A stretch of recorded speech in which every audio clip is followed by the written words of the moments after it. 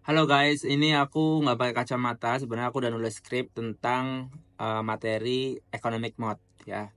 Teman-teman mungkin bagi teman-teman yang mengerti apa namanya investasi di saham, terus tokoh terkemuka atau investor terkemuka Warren Buffett mungkin tahu apa itu economic mode. Aku kalau mau baca ini nggak kelihatan ya, kalau pakai kacamata kelihatan, cuma jadinya ada warna birunya, nggak suka aku, jadi aku mau jelasin secara random aja. Jadi ini nih contohnya. Wah, terlihat aku udah nulis skrip banyak ketik, cuman aku mau kasih penjelasan apa yang saya pahami aja dari tulisan tersebut. Jadi economic mode ini keunggulan kompetitif dari suatu perusahaan. Biasanya perusahaan yang besar, yang maju, yang terkenal, yang terkemuka pasti memiliki mode yang besar. Nah, mode ini diartikan sebagai parit ya. Kalau perusahaan itu dikelilingi parit yang besar, yang dalam, itu tuh sangat sulit untuk diterobos. Contohnya BCA, sangat sulit untuk dikalahkan oleh bank-bank lainnya, bahkan bank BUMN seperti Mandiri, BRI, BNI itu sulit untuk mengalahkan satu bank BCA ini ya. Saya pernah baca BCA ini return on assetnya tuh tinggi banget, paling tinggi di antara bank tersebut. Anyway, apakah economic mode ada? Jelas ada. Tapi ini sangat subjektif ya. Mungkin bagi teman-teman, kenapa BCA maju? Ya bisa jadi karena aplikasinya simple ya. Orang tua bisa menggunakannya, kemudian dikenal banget, satpamnya ramah gitu. Kemudian pelayannya bagus, di mana bagus. Sedangkan bank lain yang saya tahu ya, mohon maaf, ada bank yang di sini bagus, di sana nggak bagus, di sini bagus, di sana nggak bagus, masih random. Tapi kalau BCA secara general tuh bagus, dan aku suka, aku juga punya banknya gitu. Satpamnya tuh baik ya, di daerahku juga baik juga. Jadi saya nggak menemukan celah bahwa satpam bank BCA itu jelek gitu. Sedangkan di bank-bank lain beberapa kurang bagus, tapi di BCA kebetulan di tempatku juga bagus, dan di tempat kalian mungkin juga bagus ya.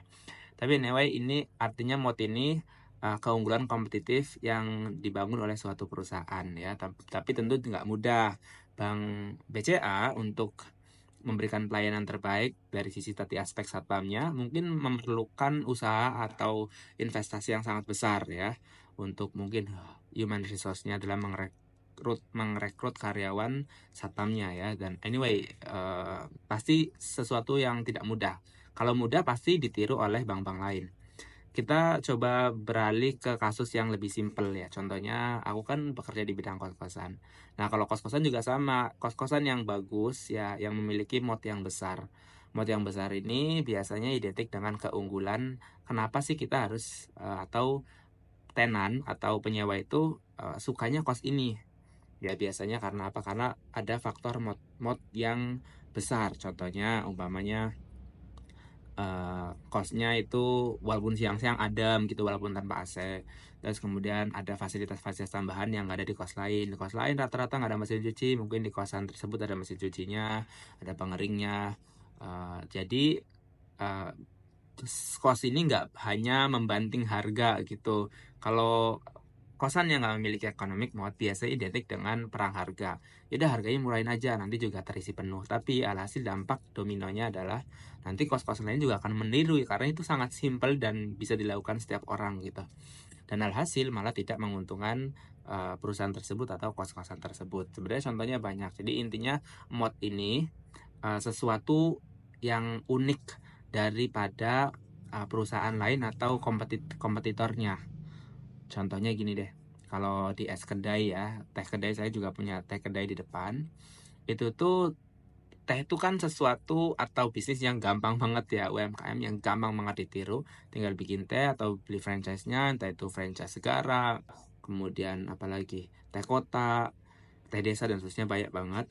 Tapi ada satu UMKM menurut aku punya, nggak bisa dikalahkan oleh kompetitornya. Kenapa? Karena aku memiliki mesin es. Jadi ketika orang lain atau kompetitor yang lain apa namanya membeli es di tempat es dengan harga yang let's say sehari konsumsi esnya 50.000, sedangkan aku karena membuat sendiri, jadi biaya es itu tidak dihilangkan, sehingga ketika aku menjualnya dengan harga yang sama tentu profitku lebih besar. Sedangkan UMKM lainnya atau kompetitor lainnya itu nggak bisa mengalahkan aku ya. Jadi kayak banyak banget kedai teh yang tumbang karena banyaknya pesaing gitu, karena banyaknya franchise-franchise bersebaran di mana-mana. Tapi yang paling kuat tentu yang memiliki mod ya, yang memiliki tadi efisiensi. Jadi mod itu bentuknya banyak, ada efisiensi, ada pelayanan yang baik, ada fasilitas yang memadai, ada kenyamanan ruang tunggu dalam rumah sakit dan seterusnya. Jadi mod ini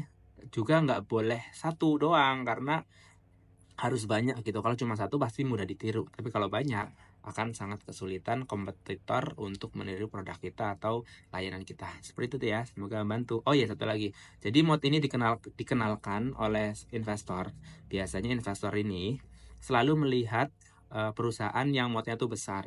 Karena biasanya risikonya kecil. Contohnya nih, contoh di perusahaan terbuka ya, Indofood deh. Indofood ini modnya sangat besar. Dia market leader di bidang mie ya, mie instan gitu-gitu.